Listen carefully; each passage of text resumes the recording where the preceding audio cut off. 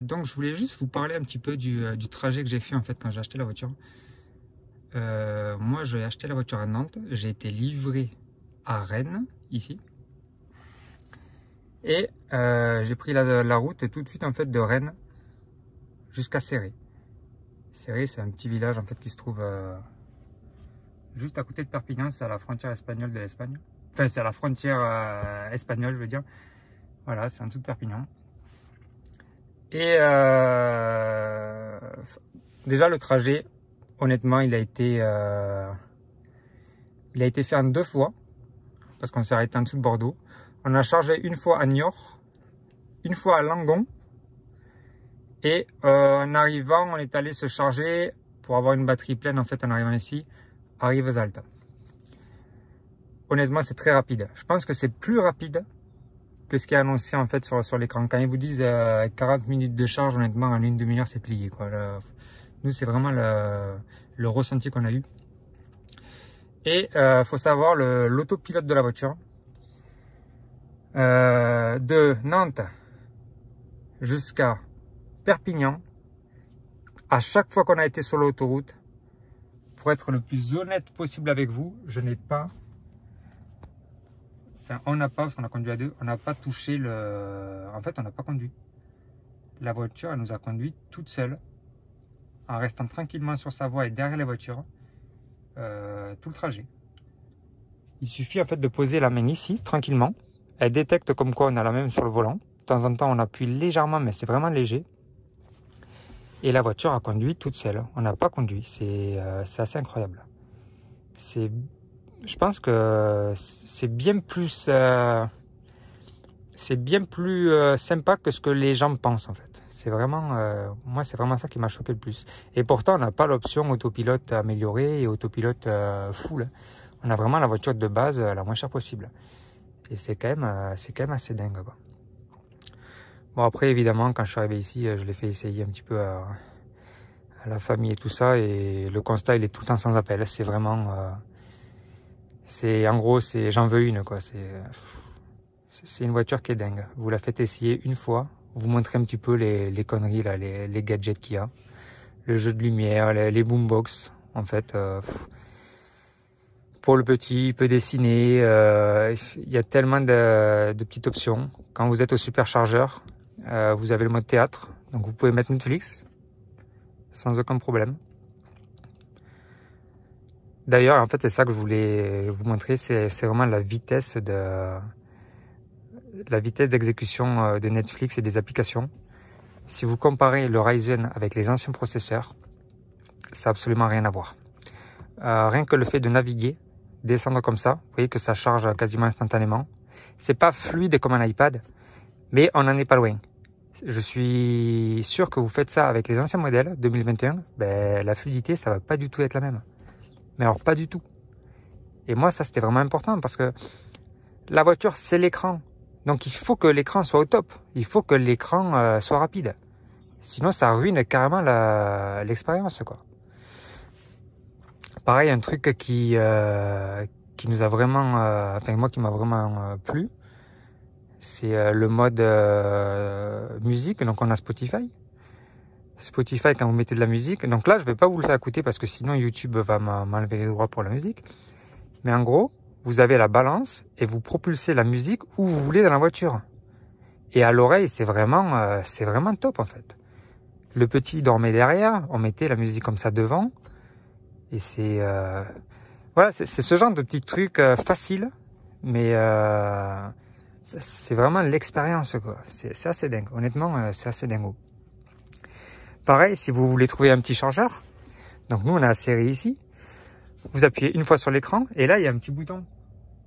Hop, vous appuyez là et là il vous propose en fait quel type de chargeur vous voulez.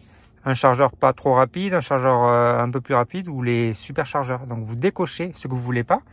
Admettons qu'on veuille que les superchargeurs et là ils nous disent ok, ben il y aura le superchargeur de Rivesaltes qui se trouve à 33 km. Après, ils proposent les Unity maintenant. Ben, j'avais même pas fait gaffe, ils me les proposaient pas avant.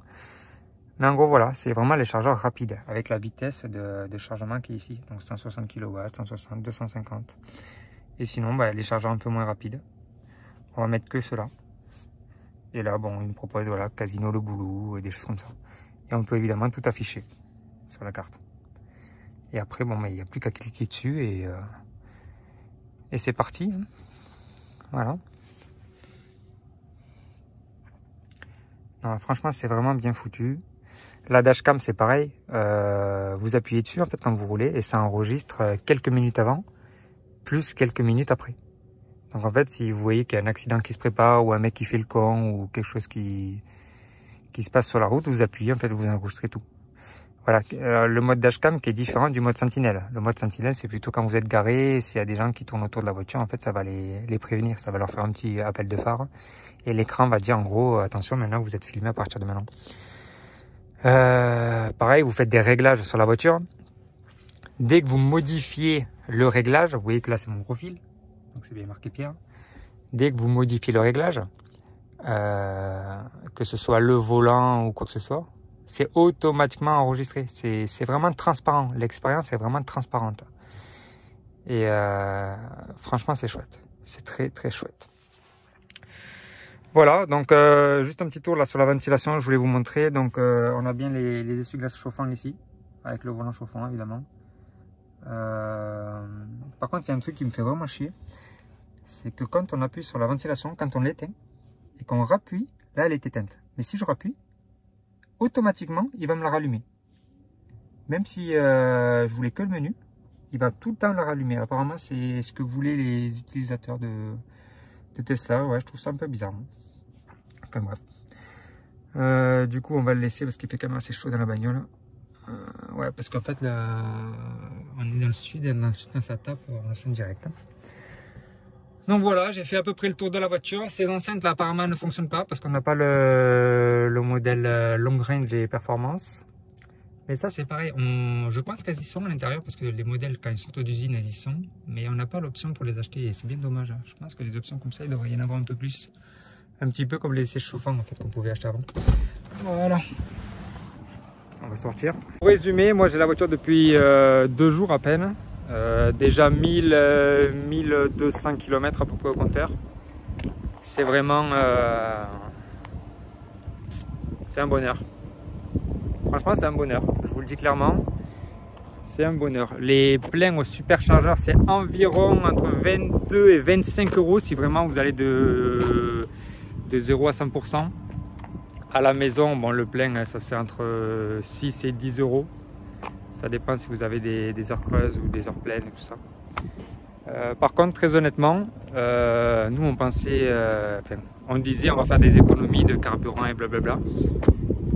Mais comme on est passé d'une vieille poubelle à une super bagnole comme ça, ben évidemment on va partir plus en week-end. On va rouler plus. On a déjà programmé des vacances à Venise, dans les pays un peu frontaliers, autour de la France. Et au final, ben, les économies, on ne va pas en faire parce qu'au final, on va rouler plus. Donc, oh, pardon.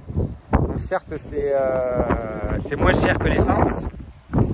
Mais comme on va se faire plus plaisir, en fait, les économies, on ne va pas trop compter dessus. Et puis voilà, quand vous avez une voiture neuve, ben, vous achetez des petits accessoires qui vont avec et tout ça. Et voilà. Pour l'instant, là, avec la voiture, les accessoires indispensables, donc c'est au moins une rallonge, les pads que je vous ai montré, le truc pour les pneus. Ouais, je vous ai pas montré, mais en fait j'ai aussi acheté des mèches au cas où pour les pneus. Et tout ça, ça m'a coûté environ, j'en ai pourquoi 120 euros à peu près. Donc déjà ça faut le rajouter au prix de la bagnole, hein, qui coûte déjà 37 800 euros. Mais pour une première expérience, au bout de 2 jours, alors le capot est ouvert, hein, ne faites pas gaffe, là il est très noir. Pour une première expérience, c'est vraiment... ouais, pour l'instant, c'est super. Pour l'instant, c'est vraiment super. Le vrai défaut que j'ai vu pour l'instant, c'est vraiment ce putain de coffre là. Pour le fermer, je sais pas, je trouve ça bizarre. En fait, il faut appuyer fort, mais j'ose pas trop appuyer fort parce qu'on sent que c'est fragile. Et ils le disent bien hein, sur les vidéos explicatives Tesla, ils disent bien le capot est en aluminium, attention, il est fragile. Donc voilà. Bon écoutez, vous me direz sur les commentaires ce que vous en pensez. Et vous me direz si quel genre de vidéo vous intéresse. Voilà, moi je sais que j'aimais bien regarder l'écran et tout ça. J'aimerais bien faire une vidéo sur les cartes de recharge. Pour l'instant, j'ai commandé une charge map, je ne l'ai pas utilisée encore. Je suis allé à Serré là pour essayer de me charger sur une borne. Laisse tomber la galère. J'ai dit non, bah, laisse tomber, je vais me brancher à la maison, ça ira plus vite. Voilà. En tout cas, tout ce qui est superchargeur, là, il n'y a aucun problème. Donc voilà, je vous laisse sur ces images et je vous dis à très très vite. Je vais programmer mon retour là pour aller sur Nantes dans une semaine. Et je vais faire des petites vidéos en fait sur chaque superchargeur où j'irai me charger en France. Pour vous dire, voilà, ici vous pouvez aller manger, ici il y a un stand commercial, ici il n'y a rien, ici il y a un hôtel. Parce que ça c'est important pour planifier comme les voyages, c'est plutôt sympa de s'arrêter à un superchargeur où il y a de quoi manger ou des choses comme ça. Voilà. Parce qu'il y en a en fait, ils sont perdus au milieu de nulle part et c'est pas terrible. Voilà, bon ben je vous laisse là et je vous dis à très vite. Salut!